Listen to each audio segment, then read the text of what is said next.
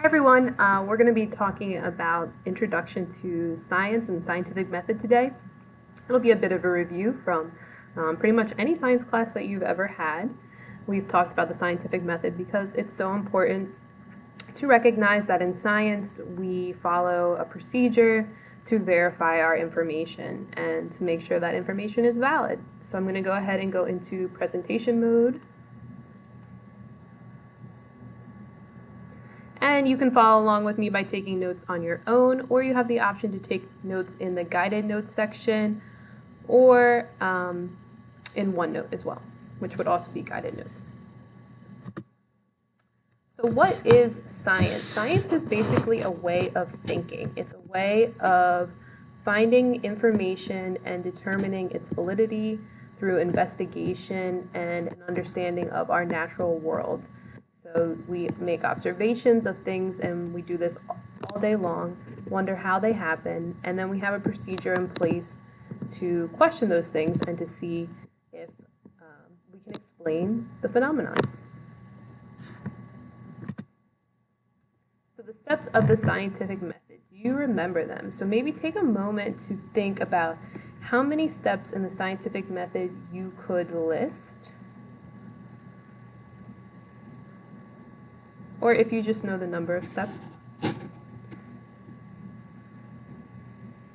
And I'm not going to take too long to do this. You can pause the video and think about this, but I have a 15-minute time limit, so I'm going to keep going. So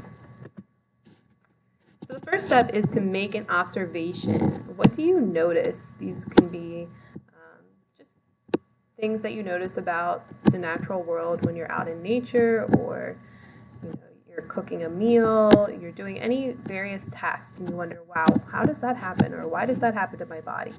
And you can make an observation with any of your senses, and it's just something from someone's own experience. Anyone can be a scientist, anyone can think scientifically. You do not need to be a genius to be a scientist. 2 would be to ask a question. So I like to use the example of you're living in a neighborhood and you notice that your neighbor's lawn is much greener than your lawn, and maybe the neighbor 2 houses down is the lawn is not looking nearly as good as yours, so it's, you're in between the good lawn and the bad lawn. What are people doing in your neighborhood that are different things for different lawns? So your question is, what's different about each lawn? Or is the house with the amazing lawn using a specific product? And what product are you using? So maybe you go and you ask a question. You say, what product are you using, to the person who has the awesome yard? And you compare that to your product, and then maybe the neighbor down the street who doesn't have a nice yard, as nice a yard as you, is using no product. So you can ask the question, what product works better, and maybe include some more neighbors in this study. And then you form a hypothesis. So once you've made an observation, you have to have some kind of idea as to why that happens. What are you going to be testing? So your hypothesis is what you're going to be testing. It has to be testable, so it can't be an opinion. It has to be an if-then statement.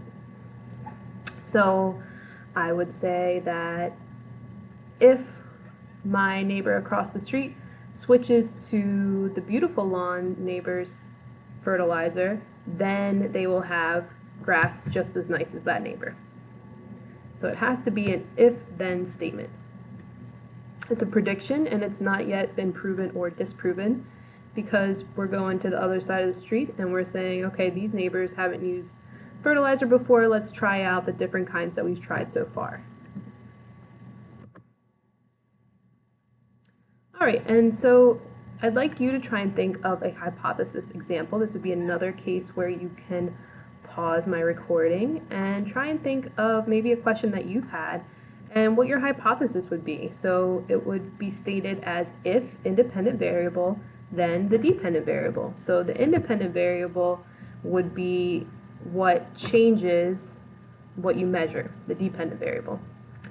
So for my example, the independent variable would be the type of fertilizer, and the dependent variable would be how nice the lawn is or how green the grass is, something that you can measure.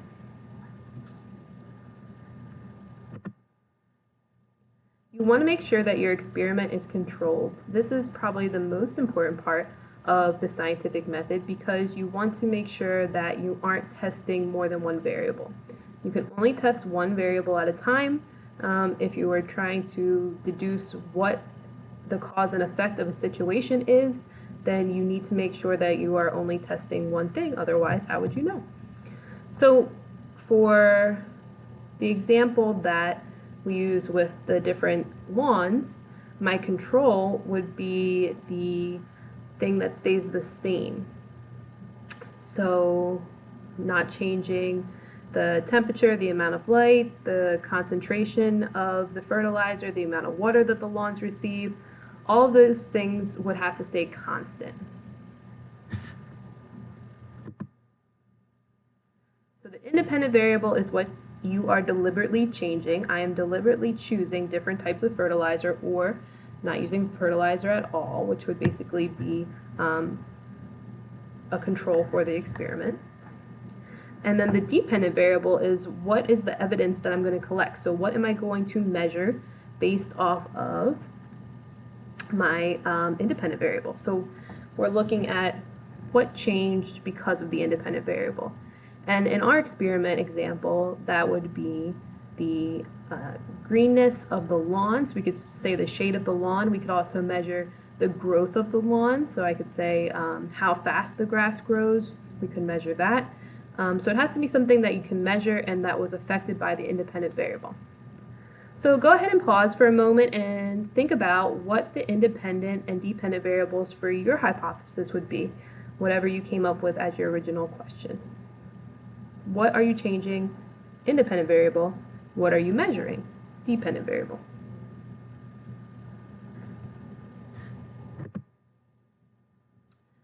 Continuing on with designing a controlled experiment, we had to make sure that the comparison is between a control group and an experimental group. So your experimental group is going to be the group that experiences different independent variables. So the group that receives different fertilizers, different lawns, different fertilizers.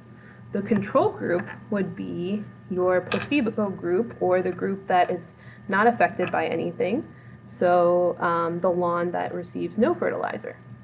So that is kind of what you're going to measure your results against. Or, you know, if you were in a pharmaceutical study, a group of patients would be given a placebo medicine and a group of patients would be given the actual medicine.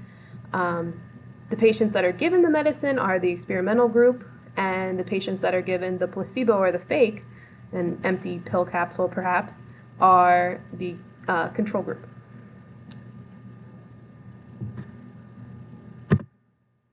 So here's an example that we can go through. In order to test the effectiveness of a new vaccine, 50 volunteers are selected and divided into two groups. One group will be the control group and the other group will be the experimental group. Both groups are given a pill to take that is identical in size, shape, and color and texture. So we want to first define what the control group is for this experiment. Go ahead and predict your answer. So it would be the group that's not actually receiving the vaccine. So they would be taking a pill that is essentially a blank. The experimental group, so this would be the group that is receiving the independent variable. So this group would receive the vaccine. The vaccine is what changes it, so that is your independent variable. What variables were kept constant? Well, we look at the pill itself, and you can go ahead and make your predictions. The size, shape, color, and texture of the pill would be the constants, so that would be the same in both groups. And the variable that's being changed is whether or not the pill contains the vaccine. So the pills are the same, it's just what's inside them that is different.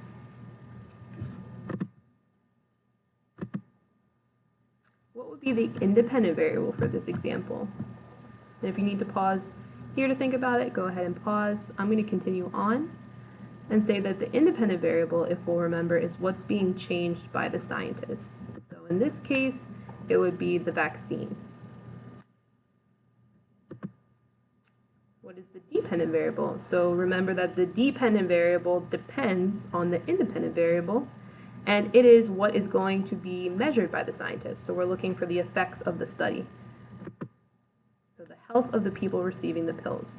Did the vaccine have, what was its effectiveness? All right, record and analyze your results is step 5. So as we are nearing the end of our experiment, we have data that we've collected. Maybe we collected the length of the grass and how many times it needed to be cut, or maybe we did some kind of analysis with the greenness of the grass and we've measured the different shades and we've collected that data over a period of time. Or maybe we've measured the health of patients taking a vaccine over a period of time. And all of that data gets recorded, collected, analyzed, and then we see what are our results.